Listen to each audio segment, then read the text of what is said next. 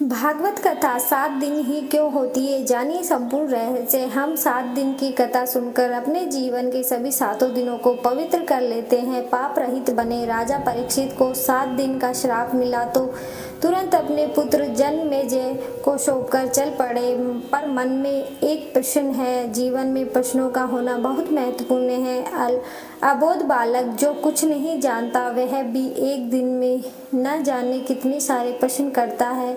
फिर हम भी तो परमात्मा के विषय में अबोध है, कुछ जानते नहीं। हमारे पंडित जी ने जो कहा उसी के आधार पर हमारी पूजा बढ़ जाती है, तो हम अपनी पूजा नहीं बढ़ानी चाहिए, हमें तो श्रद्धा बढ़ानी है। जब तक जानकारी नहीं होगी तब तक श्रद्धा भी नहीं बढ़ेगी। इसलिए परमात्मा की प्रीति के लिए प्रश्न जरूरी है, परंतु प्रश्न करने से पहले ध्यान दें कि हम प्रश्न किससे कर रहे हैं और प्रश्न कहाँ कर रहे हैं। दूसरी बात, हम जिनसे प्रश्न करते हैं उनके प्रति आदर भाव आवश्यक है। महाभारत में जब अर्जुन ने भगवान श्री कृष्ण से प्रश्न किया तो प्रश्न के पहले अर्जुन ने अपने आप को शिष्य माना। इसलिए आप जब शिष्य भाव से प्रश्न करेंगे तो आपको प्रश्नों के उत्तर अवश्य मिलेंगे। राजा परीक्षित के जीवन में भी प्रश्न आया और प्रश्न था कि अब तक तो मैं जिया, खूब ऐश्वर्य भी पाया, पर अब मेरी जिंदगी सिर्फ 7 दिन की है और मुझे मरना भी होगा। पर मैं मरूं कैसे और मरने वाले को क्या करना चाहिए? अपनी मृत्यु को सुधारने के लिए राजा राज्य को त्याग कर गंगा नदी के तट पर अनशन में बैठ गया और शुक्रदेव जी ने उसे मरने की विधि बताई। पहले वर्तमान सुधारो। राजा परीक्षित अपना भूत भूल गया और वर्तमान को सुधारने का प्रयास किया। भविष्य की चिंता मत करो, यदि वर्तमान अच्छा है तो भविष्य भी उज्जवल होगा। वर्तमान की चिंता करते जो बैठा रहता है वह मूर्ख है। दूसरी बात की ठाकुर जी की बड़ी कृपा है कि हम अंधे नहीं, हमारे पास एक नहीं पूरी 2 आंखें हैं। हम बहुत भाग्यशाली है, परंतु आंखें हैं पर दृष्टि नहीं। आंखें तो भगवान ने दी, पर दृष्टि हमें सत्संग से मिलती है। हम इन 7 दिन के सत्संग से दृष्टि प्राप्त करें। अरे दृष्टि होगी तभी तो दर्शन प्राप्त होगा। दर्शन देखने में और दर्शन में अंतर है। हम देखते हैं जगत को और दर्शन जगदीश को करें। देखने के लिए आंखें की आवश्यकता है, परंतु दर्शन के लिए दृष्टि जरूरी है। यदि दृष्टि नहीं है तो दर्शन नहीं, तो हम दृष्टि श्रीमद् भागवत कथा से प्राप्त करें। कुछ लोग ऐसे भी होते हैं जिनके पास आंखें तो है पर दृष्टि नहीं, वहीं इस संसार में भटकते रहते हैं। और कुछ ऐसे भी होते हैं जिनको आंखें नहीं पर दृष्टि है और वो उसी दृष्टि से समुच संसार को दर्शन करते हैं। देखने और दर्शन करने में बहुत अंतर है। सूरदास बाबा जी के पास आंखें तो नहीं पर दृष्टि थी, जिससे वे जगत के साथ साथ जगदीश का भी दर्शन करते थे। एक बार बाबा सूरदास जी को पास के ही गांव में बुलावा आया। रात्रि का समय था तो बाबा जी के एक हाथ में लाठी पकड़ी, दूसरे हाथ में चिमनी लिया और निकल पड़े। कुछ ही दूरी पर एक आंख वाला मिला। बाबा को देखा। बाबा जय श्री कृष्णा। बाबा शब्द पहचानते हुए बोले, जय श्री कृष्णा आंखें वाला। बाबा इतनी रात को कहाँ जा रहे हैं? बाबा बस यहीं पास में भजन होना है, वहीं जा रहा हूँ। आंख वाला अच्छा। पर बाबा के हाथ में चिमनी देखकर वह चकित हुआ और बोला, बाबा बुरा ना मानो तो एक बात कहूँ। बाबा हाँ बोलो, क्या बात है? आंखें वाला, बाबा आपको तो दिन में भी कुछ नहीं दिखता, नहीं तो रात में क्या आपने ये चिमनी क्यों लिया है? बाबा मुस्कुराते हुए, हाँ तू ठीक कहता है, पर जिनको आँख है उनको तो दिखेगा और वो मुझसे टकराएंगे नहीं। और बात भी सही है, आंखें वाला ही यहाँ वहाँ भटकता है। ऐसा तीखा जवाब दिया बाबा ने कि उस आंखें वाले को आँख खुल गई। सूरदास जी के पास आंखें नहीं थी पर दृष्टि थी। बिना आंखें वाले के पास यदि जीवन जीने की दृष्टि है तो बस उनको जीवन का सही मार्ग मिल जाता है। श्रीमद् भागवत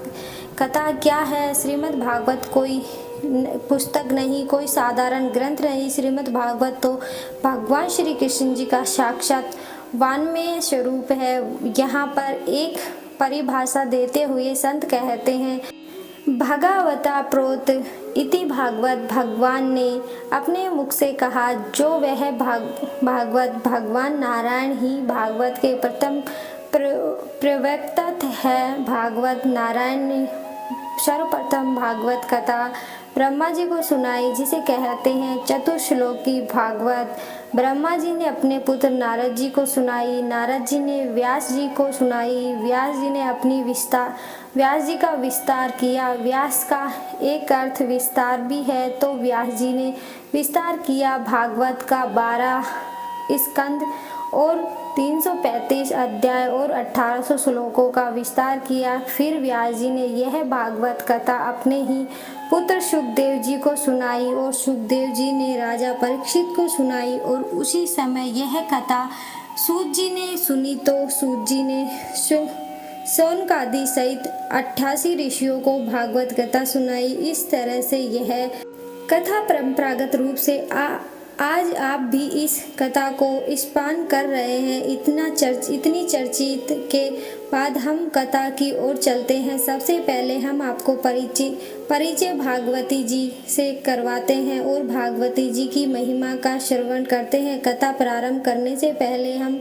महात्म्य की चर्चा करते हैं, क्योंकि जब तक हम किसी की महिमा ना सुने तब तक बात असर नहीं करती। इसलिए पहले भागवत जी की परिचय हो। भागवत जी अपनी महिमा स्वयं नहीं करते, तो भागवत जी की महिमा गाता कौन है? भागवत जी का परिचय हमसे पद्म पुराण करा रहे हैं। व्यास जी की यह आज्ञा है कि व्यक्ति पहले पद्म पुराण के अंतर्गत महात्म्य के जो 6 अध्याय का महत्व वर्णन है वह पहले कहे और भागवत जी का परिचय कराए। क्योंकि बड़े बड़ाई ना करे, बड़े ना बोले बोल, हीरा मोती से ना कहे लाख हमारो मोल। अपने ही मुख से कोई अपनी बड़ाई प्रशंसा नहीं करता। बस यही कारण है कि दूसरे ग्रंथ भागवत जी की महिमा गाते हैं, हमसे परिचय कराते हैं। तो आइए हम भागवत जी की महिमा का रसपान करें पद्म पुराण के माध्यम से।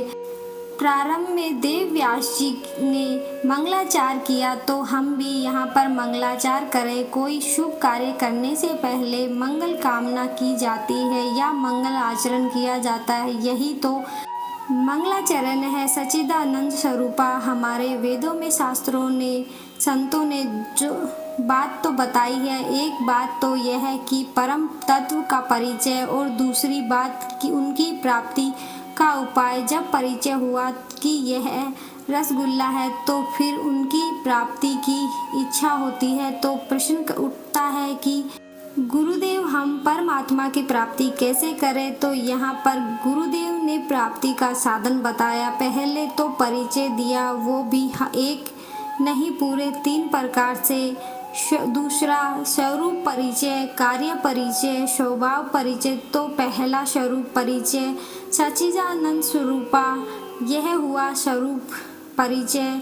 स्वरूप कैसा है? संत चित और आनंद स्वरूप। संत सबसे शाश्वता बताई है। अब सत्य है ठीक है, पर सत्य के साथ चित्त यानी चेतना, तो चेतना का होना परम आवश्यक है, नहीं तो सत्य जड़ हो जाएगा। जैसे माइक पर बिजली नहीं तो माइक जड़ हो गया है, इसलिए सत्य के साथ चित्त की भी आवश्यकता है। पर चलो ठीक है, सत्य है, चित्त भी है, पर आनंद नहीं है। हाँ, सत्य और चित्त के साथ आनंद का होना भी अति आवश्यक है।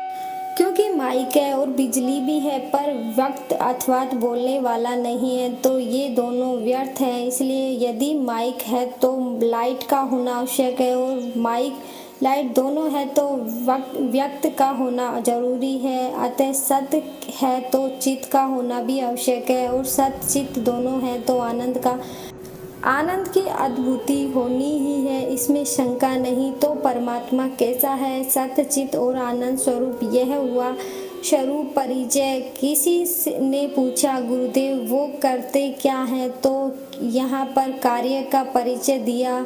विश्व तपयादि हेतवे क्या करते हैं? विश्व की उत्पत्ति करते हैं। आगे आदि शब्द भी जुड़ा है तो आदि का मतलब उत्पत्ति ही नहीं करते और भी कुछ करते हैं क्या? उत्पत्ति, स्थिति और लय मतलब जन्म भी देते हैं, पालन पोषण भी करते हैं और फिर विनाश भी कर देते हैं। किसी ने कहा महाराज उत्पत्ति, स्थिति और लय तो हम भी करते हैं, अच्छी बात है, पर उनकी उत्पत्ति, स्थिति, लय और उत्पत्ति स्थिति लय में बहुत अंतर है। हमारी उत्पत्ति में मोह है, पालन में अपेक्षा है और लय में शोक है। कैसे? हम उत्पत्ति करते हैं तो संतान से मोह होता है, हम उनका पालन पोषण करते हैं, पढ़ाते लिखाते योग्य बनाते हैं, फिर हम उनसे अपेक्षा करते हैं कि अब तो हम बूढ़े हो गए हैं, अब पुत्र ही हमारी सेवा करेगा, ये अपेक्षा है। पर